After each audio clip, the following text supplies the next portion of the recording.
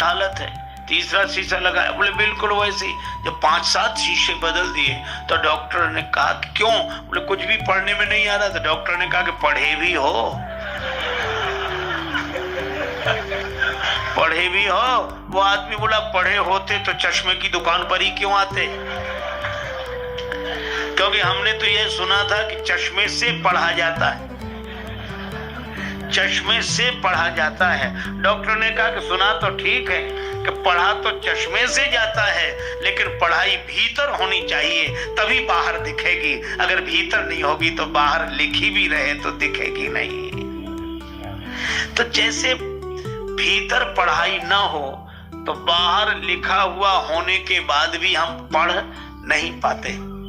मुझे तो लगता है कि इसी तरह परमात्मा सर्वत्र लिखा हुआ है, सब जगह लिखा हुआ है।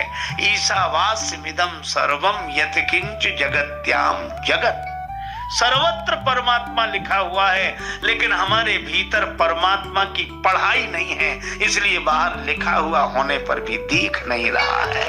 यही समस्या है। भीतर हो तो बाहर दिखे, इधर हो तो उधर दिखे। अच्छा, भरत जी को सब में भगवान क्यों दिखाई देते हैं? इसलिए क्योंकि भरत हृदय सिया राम निवास, भरत हृदय सिया राम निवास, ताहि दिवस यहाँ भानु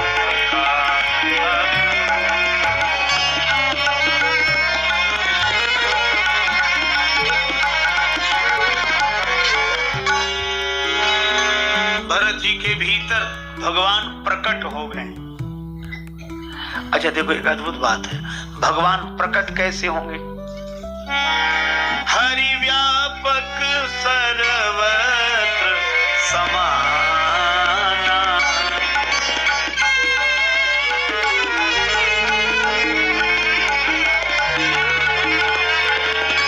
प्रेम से प्रकट होनी मैं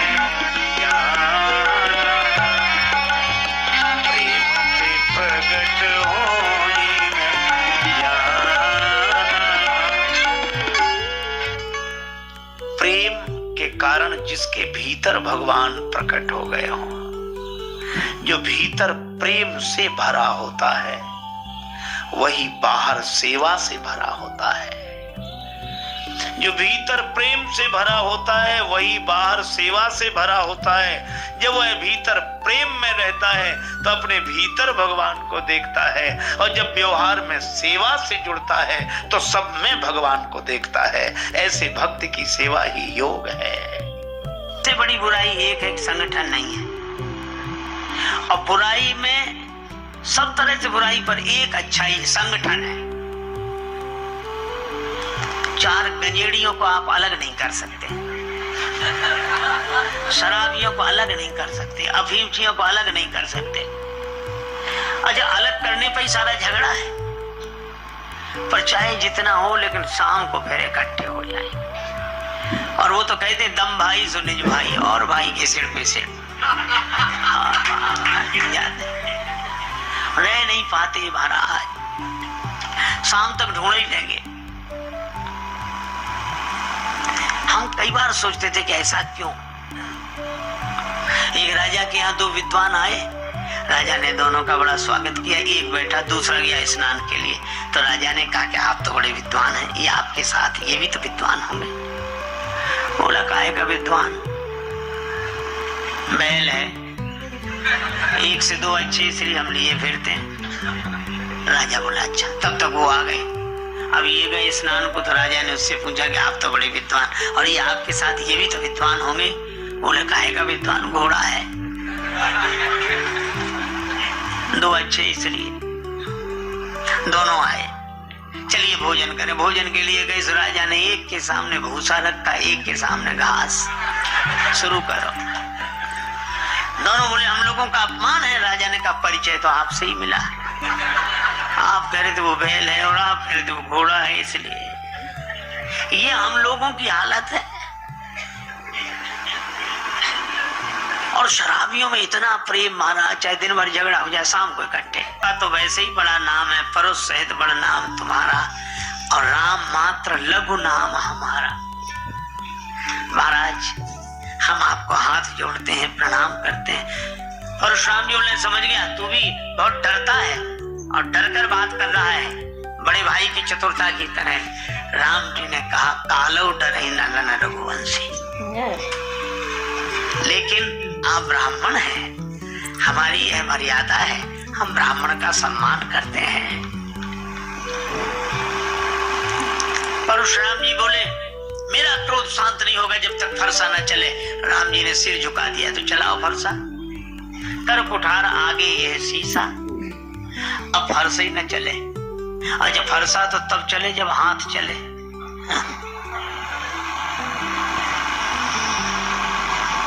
देखो एक बार किसी व्यक्ति से किसी ने कहा कि परहित का काम है, सेवा का कार्य है, इतना बड़ा कार्य कर रहे हैं, तो अब वो नहीं कहते लेकिन सब लोग दे रहे हैं तो तुम भी दो कुछ, चाहे थोड़ा ही बहुत दो, दान करो। सो वो क्या बोला, अभी अब सब तो कर रहे हैं, हमारा करना कोई जरूरी है क्या? नहीं नहीं, तुम करोगे तो तुम्हारे काम। तो कहने लगा अभी कौन मर रहे? बड़ा विचित्र गणित, अभी कौन मर, जब मरने लगेंगे तब करेंगे। लोग हंसते थे कि तब के लिए क्यों बैठे हो? बोले इसलिए इधर दान दिया उधर मर के पहुंचे, ताकि ताजा ताजा दान भगवान को भी याद रहेगा कि देखकर अभी दिया अभी आए, अभी से दे दवा दो, इधर उधर फाइल हो जाए, कुछ समझ में ही नहीं आए क्या फायदा। लोगों ने कहा कि ये तो ठीक है, लेकिन तब तक तुम रखोगे अपने पास? अरे बोले इतना तो हमने अपने पास कर रखा है, हमारे हाथ में। और सचमुच उसने क्या किया, जिस कमरे में सोता था सामने वाली दीवार को तोड़वा कर उसमें गड्ढा करा के रख दिया और प्लास्टर करा दिया, जब चाहेंगे निकाल के। मित्र कहते अरे चिंता मत करो, हमारे हाथ में। बुढ़ापा आया, अरे हमारे हाथ में। पर एक दिन भगवान की ऐसी विचित्र लीला, रात को पता नहीं क्या हुआ, अब न बोल पावे न लिख पावे, ऐसे ऐसे हाथ करे बोल भी ना पाए। मित्रों को बड़ा दुख हुआ, पर मित्रों ने कहा कि तुम कहते थे कि हमारे हाथ में, अभी भी तुम्हारे द्वारा दान करवा दे। सो वो हाथ उठा के दीवार की तरफ ऐसे करे, ऐसे इसमें से खोद के निकाल लो। अब वो समझ ना पावे, उनके उसके बेटों को पता था, तो बेटों ने सोचा कि बाप तो जा ही रहा है, धन काहे को जाए। सुन लो, गांव वालों ने पूछा कि तुम्हारे पिता दीवार की तरफ इशारा क्या करते हैं, ऐसे ऐसे ऐसे।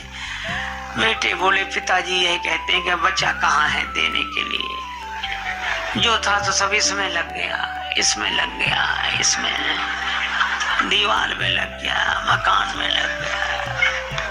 अब बोलो, मन की मन में रह गई, हाथ ही न चले। अच्छा कई बार हम लोग कहते चिंता मत करो, वो तो हमारे हाथ में, इतने लोग तो हमारे हाथ में, वो हम बिल्कुल ठीक है, आपके हाथ में बहुत कुछ रहे, भगवान की कृपा है, लेकिन आप यह तो सोचो कि सब कुछ तो आपके हाथ में है, लेकिन क्या आपका हाथ आपके हाथ में है?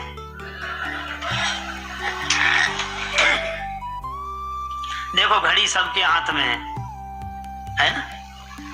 घड़ी सबके हाथ में है, लेकिन घड़ी किसी के हाथ में नहीं। किस घड़ी क्या हो जाए, हम सोचते हैं कि हमने हाथ में घड़ी बांध रखी है, जबकि घड़ी ने ही हाथ बांध रखा है। घड़ी घड़ी चली है घड़ी कहती यही विनीत, मूर्ख तेरे जन्म की एक घड़ी गई बीत। गाफिल तुझे घड़ियाल ये देता है मुनादी, कि गर्दों ने घड़ी उम्र की एक और घटा दी। मिथिला वाले बोले हम राम जी को जो देते हैं दुनिया में कोई नहीं दे सकता। कैसी बात करते हो, राम जी को तो तन मन धन प्राण देने वाले लोग हैं, होंगे, लेकिन जो हम देते हैं वो कोई नहीं दे सकता। अच्छा क्या देते हो? मिथिला वाले कहते हम तो राम जी को गाली देते हैं। है किसी की हिम्मत जो राम जी को गाली दे? मिथिला वाले कहते हम गाली देते हैं, अवधवासी विनोद में कहते कि ठीक है, जिसके पास जो होगा वही तो देगा।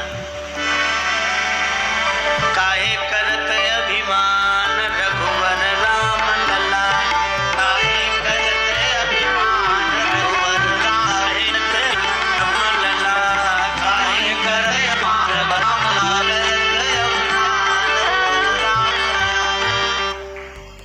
और गाली सुन पहली, राम जी आप अपने मन में अभिमान न करना कि आप बहुत बड़े, बड़े के बाद पुत्र बनी नृपशरथ के, किंतु जनकपुर समाचार सुन आ गए बिना बुलाए।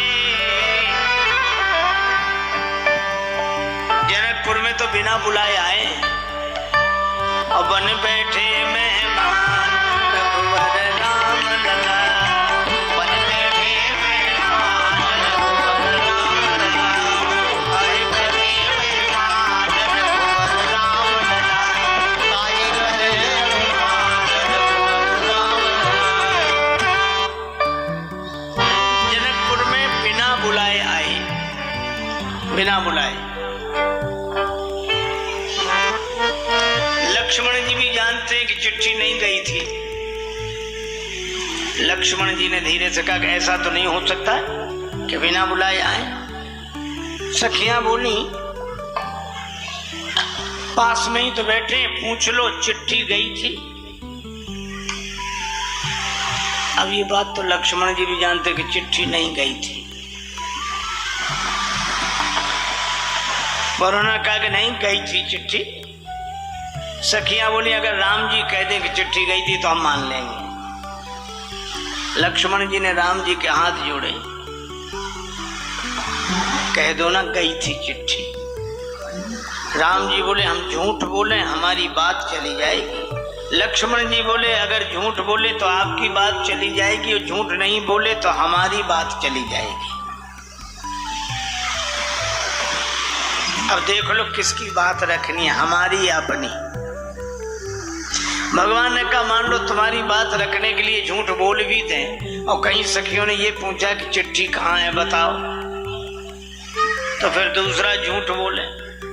तो ऐसी शुरुआत ही क्यों करें कि झूठ बोलना पड़े। सखियां बोली आप लोग आपस में क्या बात कर रहे, चिट्ठी गई थी। श्री राम जी बोले नहीं गई थी चिट्ठी। लक्ष्मण जी ने हाथ जोड़े, जय हो आपकी।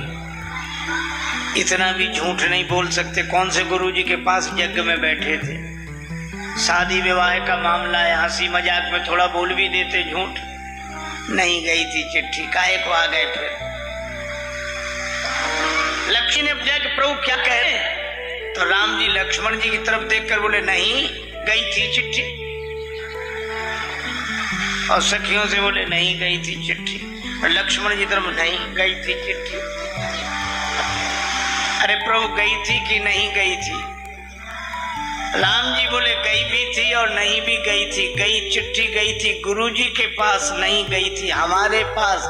हम तो समाचार सुनी सुनी धनुष यज्ञ सुनी रघुकुल नाथा, हरस चले मुनिवर के साथा।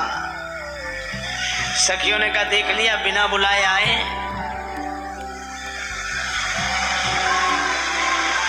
सुच तीर्थ धाम अनेकन है, सबकी अपनी अपनी गरिमा। सखी किंतु विदे पुरी लखिके लघु लागत मोई सबे उपमा। मिथिलेश से भूप राजेश जहां, सबते बढ़ी के मिथिला महिमा। पर महिमा मिथिला की नहीं सजनी, ये तो उनकी महिमा जिनकी महिमा। अर्थ समझ गए, उनकी महिमा जिनकी महिमा। मई माने पृथ्वी, पृथ्वी जिनकी माँ है उन जानकी जी की महिमा है कि भगवान बिना बुलाए जनकपुर दौड़ कर। इसी लोग भक्त लोग निश्चिंत होते, क्या कहते हैं, जानकी जी का जिससे नाता है। जानकी चरणों पर समर्पित है। भगवान भी उसके पास बिना बुलाए चले आते हैं। जनकपुर में बिना बुलाए आए भगवान। ये भक्ति की महिमा है।